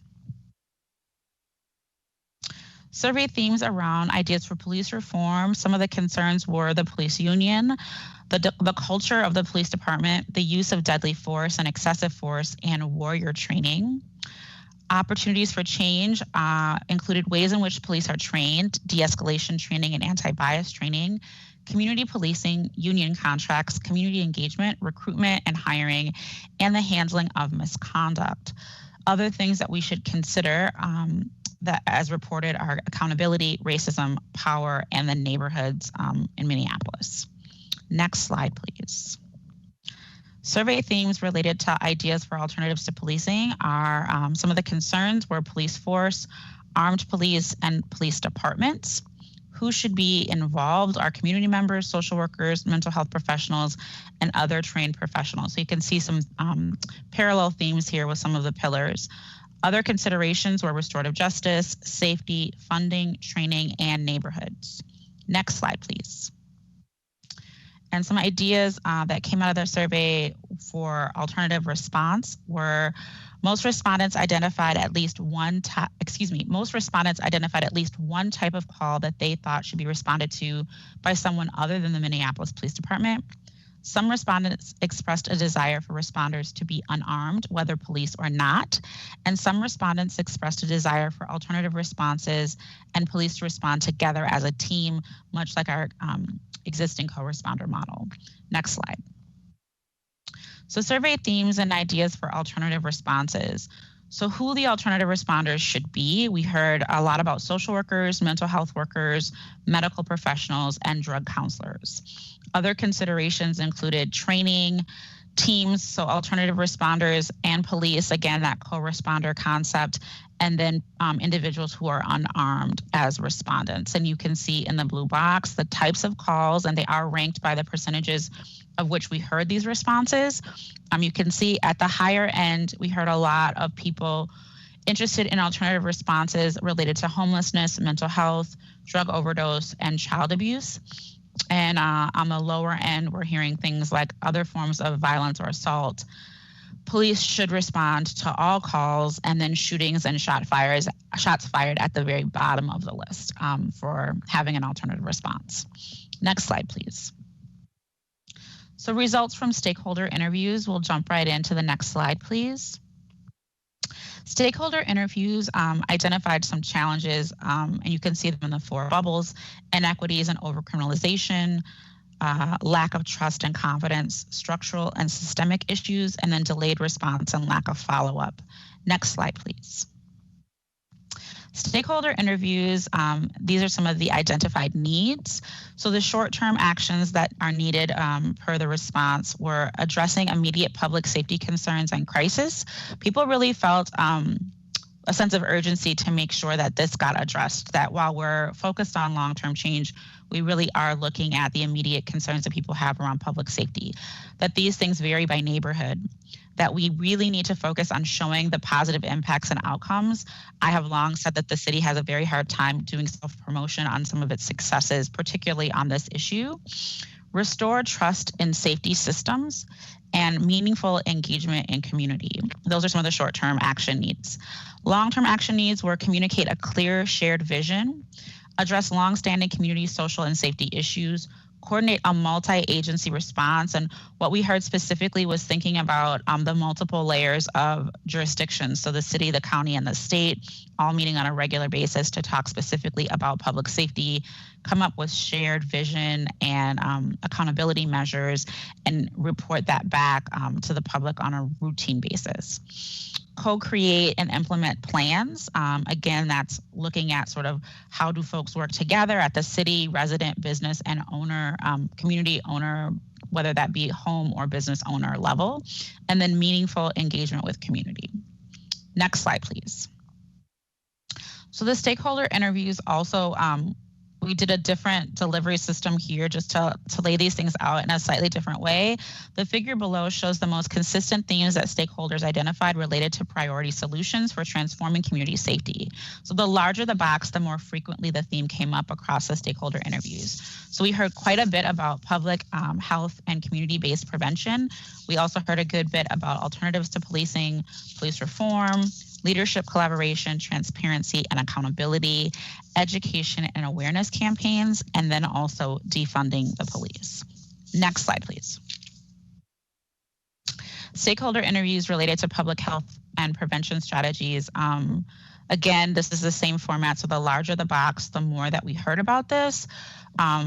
The number one sort of theme was increase and sustainably fund a coordinated network of community-based organizations and programs that meet the local needs, such as food, housing, jobs, and the like.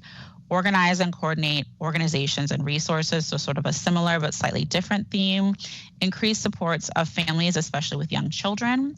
Support community and residents' basic needs, and then decrease obstacles for employment and housing. And these all, fit clearly into a public health approach to violence prevention. Next slide, please. As we talk about stakeholder interviews and the outcomes related to alternatives to policing strategies, develop co-responder models beyond the mental health work that we are already doing or have done in the city, give community power and resources to provide community safety, and promote and fund outreach and social service programs. Next slide, please. Stakeholder interviews related to police reform strategies. Again, same format. Rebuild police and community relationships. There was a great deal of conversation about the engagement and relationship between MPD and the community at large. Address structural racism and systemic issues. Increase transparency and data-driven decisions. Address police officers' secondary trauma and health. And promote positive police interactions with the community. So you can kind of see some themes there that bookend the front and the back end of this particular diagram. Next slide, please. Stakeholder interviews, recommendations for future engagement, keeping people informed about programs, policies, procedures, and priority changes and engagement activity, educating community on transforming community safety, and including the various community safety agencies. So who can do the work? What is even possible? We'll talk a little bit more about how we're hoping to address that in the coming months. Alternatives to policing options, police reform options, move towards common definitions and visions, encourage community healing activities, co-create a vision for what transforming community safety looks like with community, continue engaging community beyond this first year. That last bullet point, I think, came up quite a bit in the themes that we heard from these stakeholder interviews. People felt very strongly that this process, although right now is time limited and we're hoping to have recommendations in early summer, that this is a much longer term process and that they really hope that the city will continue to engage with community beyond this first implementation strategy that will wrap this summer. Next slide, please. Continue with community stakeholder interviews with a priority on capturing voices not included in the first phase. Engage directly with communities in small neighborhood segments, for example, block by block. Strategically reaching out to non-English speaker populations, public safety professionals, and people impacted by violence and other impacted parties. Host police community sharing and listening sessions. We did certainly hear quite a bit that people want to hear more from the police and the police department on this subject and how they what their perspectives are. Seek input on safety issues impacting everyday living situations, such as grocery stores, parking lots, street corners, etc., and better engage certain demographic groups and communities to ensure that respondents accurately reflect the diversity of the city. And what came out of that bullet in particular is that many of the respondents felt as though some of the groups that are more organized and active and really engaged in the political process sometimes are overheard, and that those voices may not always represent the general population. So really important to be oversampling our average constituency and making sure that the voices of our communities are heard, not just those groups that are highly organized and focused on advocacy. Next slide, please.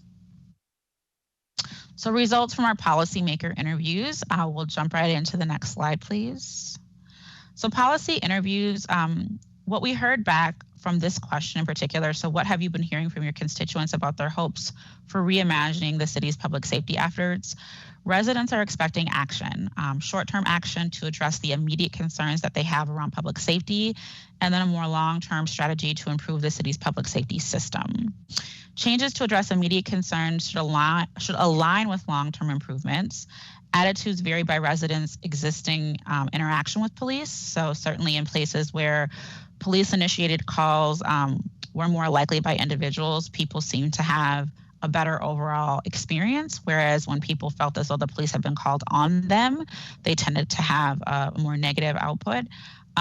Many ideas seem to be coming from more vocal and organized groups and efforts. We talked a little bit about that even in the previous section, so that seems consistent both with our policymakers as well as with our stakeholder interviews. Residents are unclear on who is accountable for which parts of public safety and what is possible through city council action versus mayor action. And residents have not seen a clear vision as to where the city is heading. Next slide, please.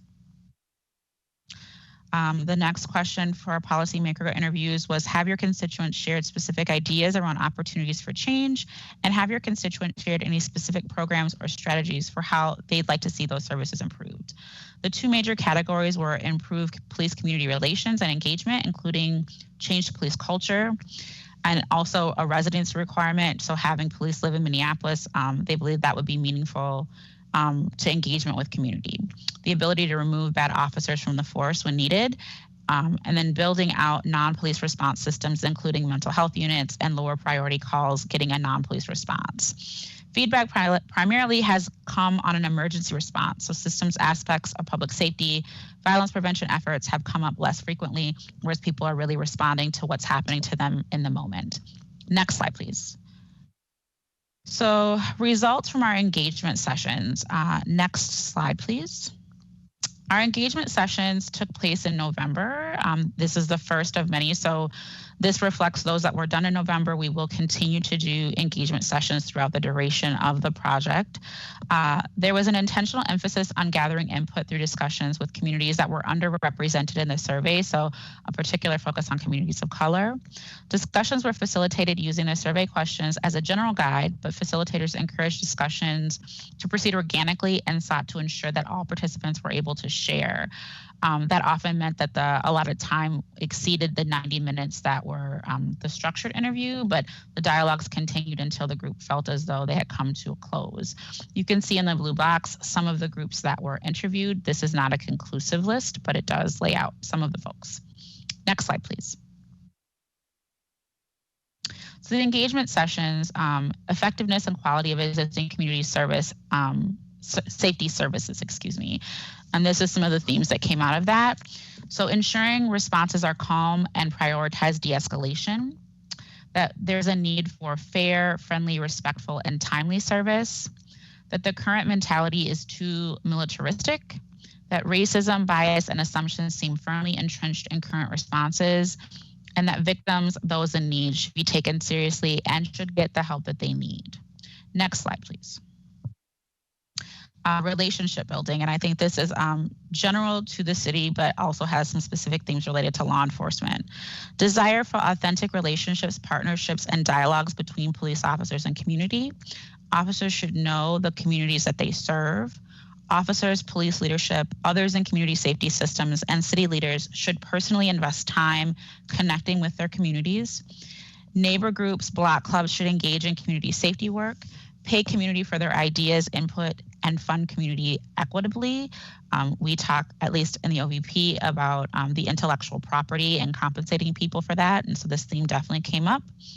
Work with community leaders, more open, regular, and clear communication from the city, and ensuring transparency and accountability. Not only clearly explaining what's going on, but also following up and reporting back to community on what is happening and what they can expect next. Next slide, please. As it pertained to alternatives to police response, we heard issues like mental health crisis, homelessness, behavior issues between family members, concerned citizens call, non-dangerous situations, complaints, domestic violence, sexual assault, and others could be addressed by alternative responders. Responders for these types of incidents could include just not police, co-responder models, interrupters, mental health practitioners, social workers, professionals trained to respond to a particular type of incident, community members, neighbors, community organizations, and community navigators. Communities should be a part of the response.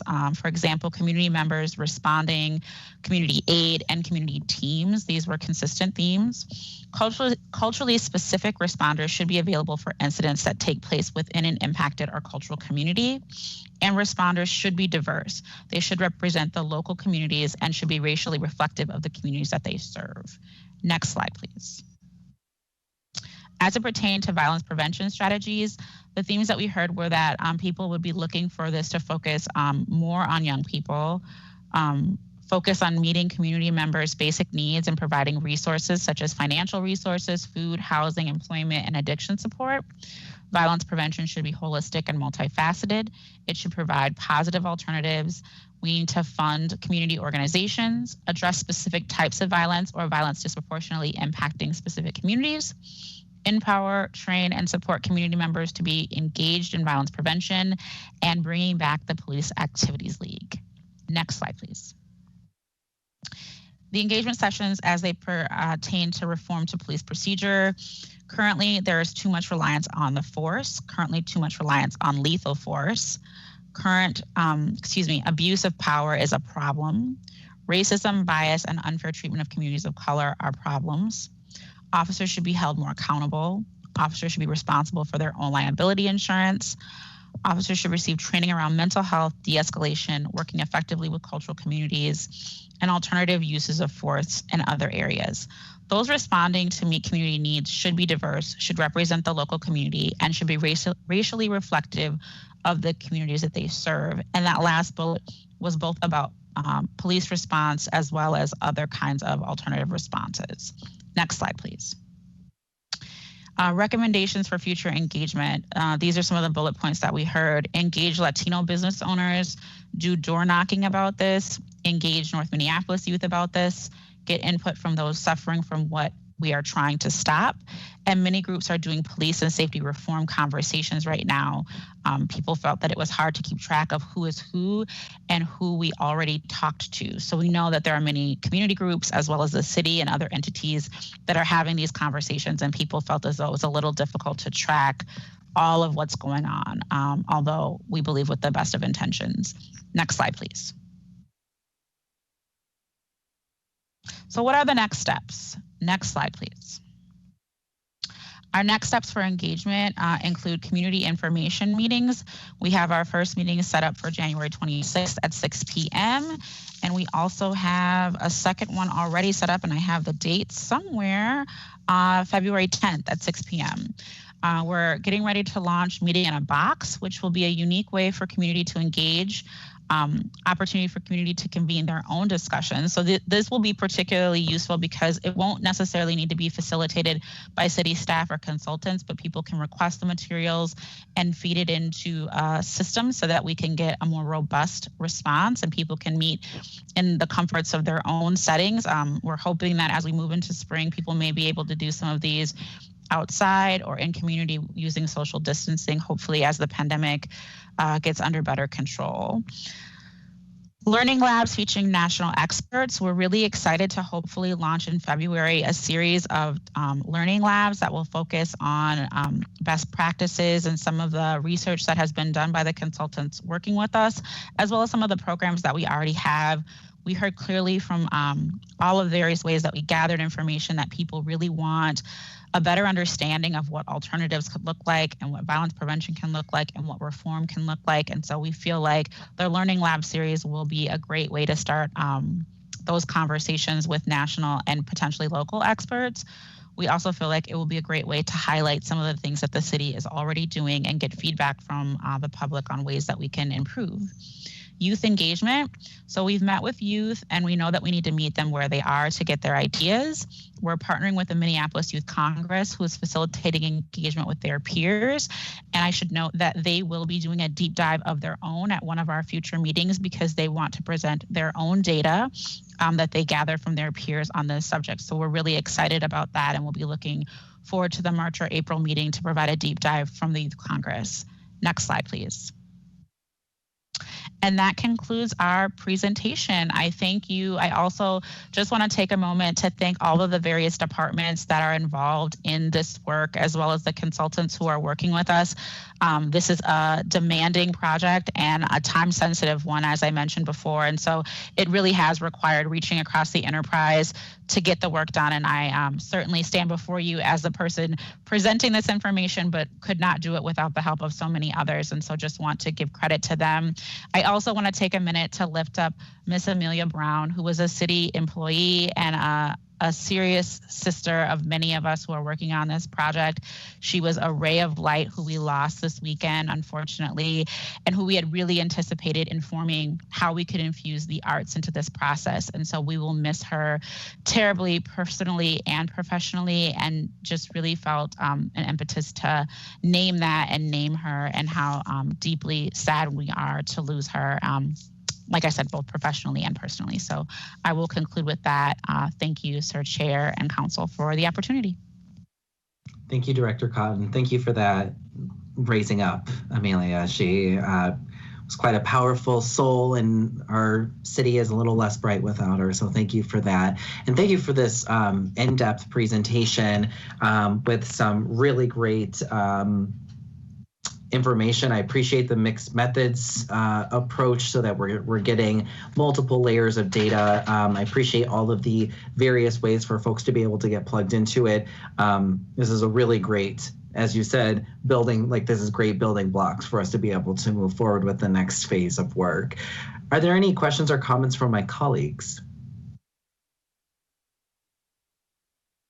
Councilmember Fletcher. Thank you, Mr. Chair, and thank you for this presentation. I just want to echo the praise for this work. I think it's really exciting to see this kind of outcome. I think that it is really important that I see things here that are that I think for just about any user are going to be challenging to their worldview and are going to be reflective of their worldview. And I think that that's exactly what we should be seeing from community engagement. Certainly we've heard a variety of perspectives. And so to sort of holistically capture both the voices of defund and the voices of criticism of defund, and also find a whole lot of common ground where there was broad agreement on approaches that we could attempt and start to really see where the community is at. That's really the outcome we're hoping for from this, and I think there's real evidence that we're on the right track from this presentation. So this is an extremely encouraging report, and I really appreciate the deep community work, especially during COVID when it's so hard to connect to people and really do engagement. And I think there's evidence of some very good work in progress, and this makes me hopeful for future phases and the work ahead. So thanks for everything that you're doing, and as you named, to the whole team that's working on it. Thank you, Vice Chair Fletcher. Thank you, Council Member. Are there any other questions or comments from my colleagues? All right. Well, we will keep us informed as policymakers so that we can help boost signal the various components that we have the ability to get word out to our networks and our constituents, so we can make sure that we have as broad of participation as possible. I'm so excited to see many of the things that my values align with, my vision aligns with here, to know that that at least I, as a policymaker, am on the right track. That report. And colleagues, we are on our last discussion item for today, which is receiving and filing an update on alternative to police response pilot programs as approved in the 2021 budget, including work to date and a framework for reporting future work. I know we've got the Office of Performance and Innovation team here to be able to give us this update. Welcome.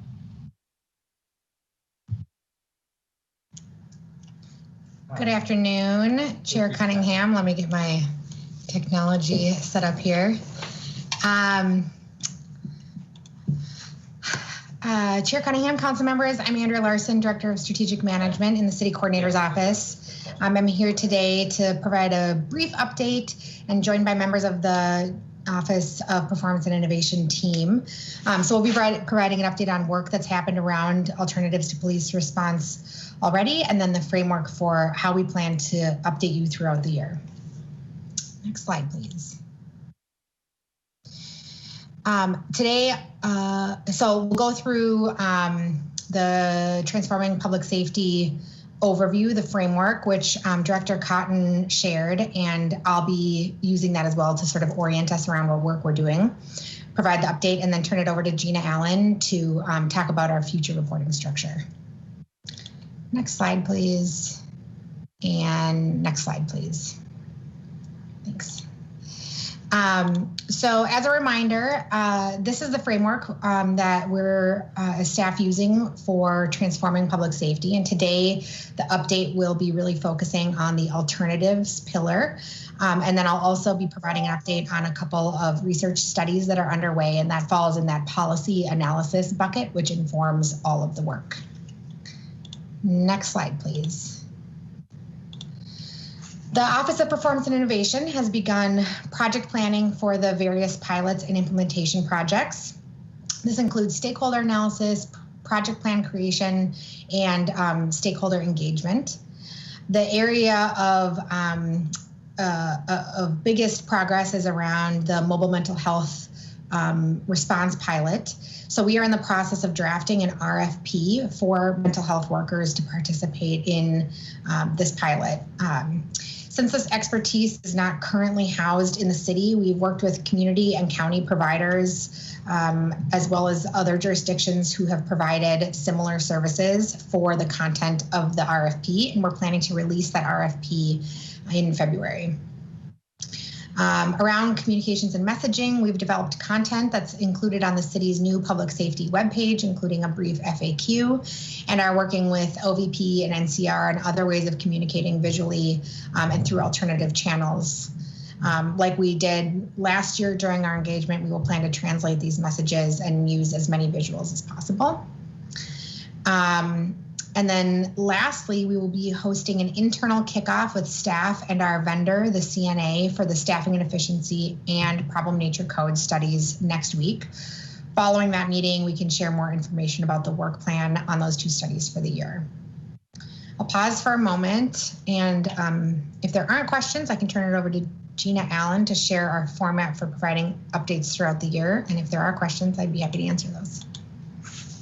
Great. Are there any questions or comments from my colleagues thus far? All right, not seeing any. Welcome, Gina. Thank you, Andrea and Committee Chair Cunningham and council members. I'm Gina Allen, Program Manager in the Office of Performance and Innovation.